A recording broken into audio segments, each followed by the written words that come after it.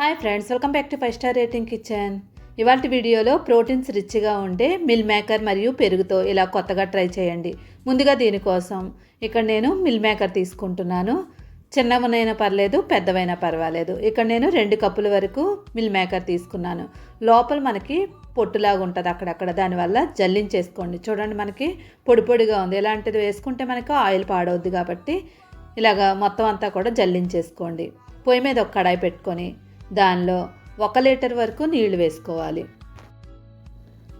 నీళ్లు వేసిన తర్వాత దీనిలో ఒక పావు స్పూను ఉప్పు వేసుకొని మొత్తం అంతా కలిపేసుకొని ఉప్పు అంతా కరిగి మనకి నీళ్లు మరగాలి. ఇలా నీళ్లు మరిగిన తర్వాత జల్లించుకున్న మిల్ మేకర్ని వేసేసుకోండి. ఇప్పుడు స్టవ్ ఆఫ్ చేసేసుకోండి. ఆఫ్ చేసుకొని ఇప్పుడు మొత్తం అన్నింటినీ కూడా ఒక 2-3 నిమిషాల పాటు కలుపుకోండి.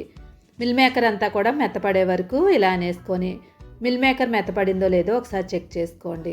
మిల్ మేకర్ మెత్తపడింది కదా, దీన్ని మళ్ళీ ఒక జల్లీలోకి తీసేసుకోండి. నీళ్ళంతా వడకెట్టేసుకోవాలి. ఇలా నీళ్లు వడకెట్టేసుకొని గట్టిగా పిండేసుకొని అలాగా మొత్తం అన్నిటినీ కూడా చల్లారనివ్వండి. చల్లారిన తర్వాత ఒకసారి మొత్తం అన్నిటినీ కూడా నీళ్ళంతా కూడా బాగా పిండేసుకోండి. మొత్తం నీళ్ళంతా పిండేసుకొని ఒక ప్లేట్లో వేసుకోండి. ఎక్కడ మనకి తడి ఉండకూడదు, గట్టిగా పిండుకోవాలి. ఇలా పిండుకొని మొత్తం అన్ని ప్లేట్లో వేసుకున్నాం కదా. ఇప్పుడు ఒక మిక్సింగ్ బౌల్ తీసుకోవాలి.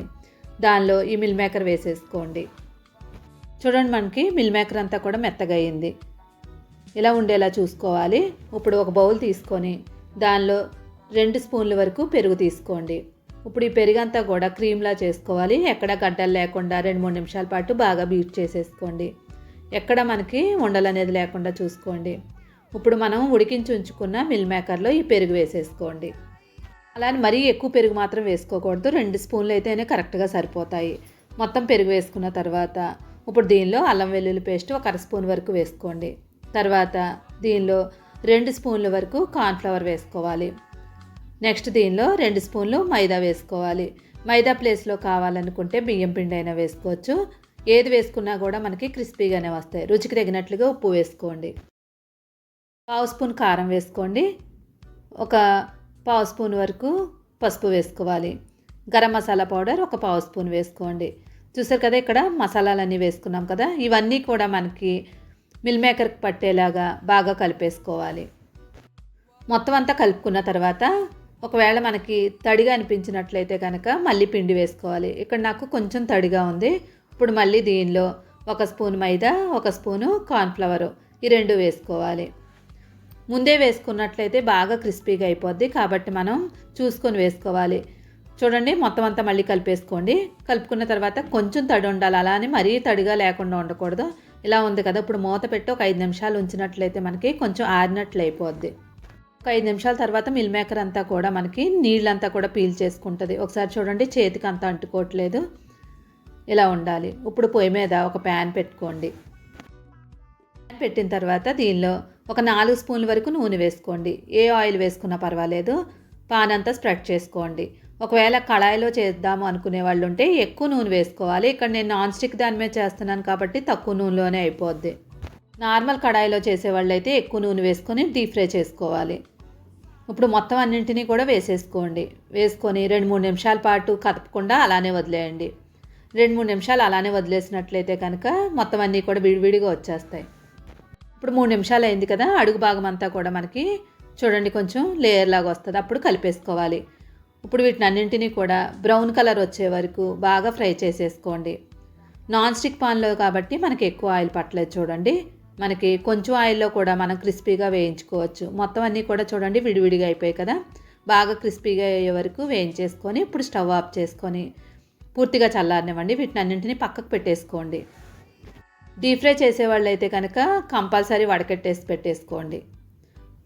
మొత్తం అన్నీ కూడా చల్లారనివ్వండి. ఇప్పుడు అదే కడాయిలో మనం మళ్ళీ 2 స్పూన్ల వరకు నూనె వేసుకోవాలి.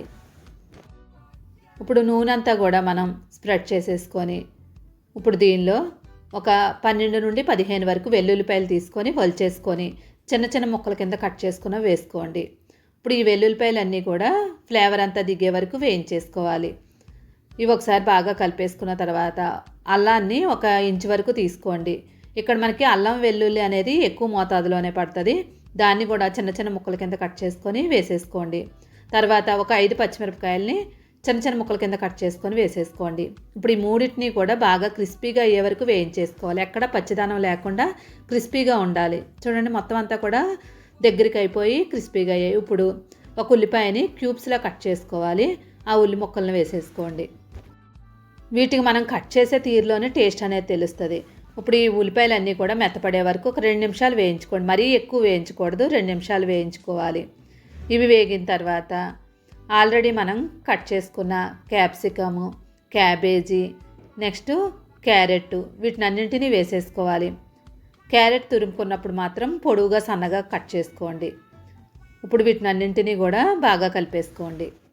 ఇప్పుడు మనం ఈ కూరగాయ ముక్కలకు సరిపడినట్లు ఉప్పు వేసుకోవాలి. మరీ ఎక్కువ కాకుండా వీటికి సరిపోయినట్లే వేసుకొని మొత్తం అంతా కూడా మెత్తబడే వరకు వేయించుకోండి. అలా అని మరీ మెత్తగా అయిపోకూడదు, మనకి కొంచెం పచ్చి పచ్చిగానే కనిపించాలి, కొంచెం సాఫ్ట్గా అవ్వాలంతే. చూడండి వేగలేనట్టు ఉండాలి. ఇలా అయిన తర్వాత దీనిలో 2 స్పూన్ల వరకు సోయా సాస్ వేసుకోవాలి. తర్వాత 2 స్పూన్లు చిల్లీ సాస్ వేసుకోండి. తర్వాత రెడ్ చిల్లీ సాసు ఒక 2 స్పూన్ల వరకు వేసుకోండి. కారం ఇష్టపడే వాళ్ళు ఉంటే కనుక కొంచెం ఎక్కువ వేసుకోవచ్చు. తర్వాత ఒక 2 స్పూన్ల వరకు టమాటా సాస్ వేసుకోండి. ఇది వేయడం వల్ల మనకి టేస్ట్ బ్యాలెన్స్ అవుద్ది. ఇప్పుడు మొత్తం అంతా బాగా కలిపేసుకోండి. మొత్తం సాసులన్నీ బాగా కలిపేసుకోవాలి. ఇలా కలుపుకున్న తర్వాత 1 స్పూన్ వరకు కార్న్ఫ్లవర్ తీసుకోండి. ఇప్పుడు దీనిలో కొంచెం నీళ్ళు యాడ్ చేసుకొని ఎక్కడ ఉండలు లేకుండా కలిపేసుకోండి.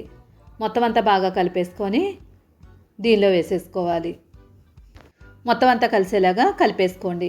కలుపుకున్న తర్వాత ఒక పావు కప్పు వరకు నీళ్లు వేసుకోండి. మనం ముందు వేసుకున్న నీళ్లు కొంచెం తక్కువ ఉన్నాయి కాబట్టి ఒక పావు కప్పు వేసుకోండి. మొత్తం అరకప్పు వరకు నీళ్లు వేసుకోవాలి. కలిపేసుకొని మొత్తం అంతా కూడా ఒక 2 నిమిషాల పాటు ఉడకనివ్వండి. ఇలా ఉడకడం వల్ల మొత్తం అన్నీ కూడా మనకి మెత్తగా అవుతుంది. ఇప్పుడు ఉప్పు సరిపోయిందో లేదో చెక్ చేసుకొని కొంచెం ఉప్పు వేసుకోండి. ఆల్రెడీ సాస్లో ఉంటాయి, ముందు కూరగాయల్లో కూడా వేసుకున్నాం, చూసి వేసుకోవాలి. తర్వాత మనం వేయించి ఉంచుకున్న మిల్ మేకర్ని వేసేసుకోండి.